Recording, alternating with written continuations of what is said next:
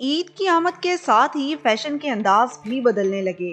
रवायती fashion एक बार फिर लौट आया है। इस बार ईद पर खवातीन खुस्सों और ट्रेंडी चप्पलों को ज्यादा पसंद कर रही हैं।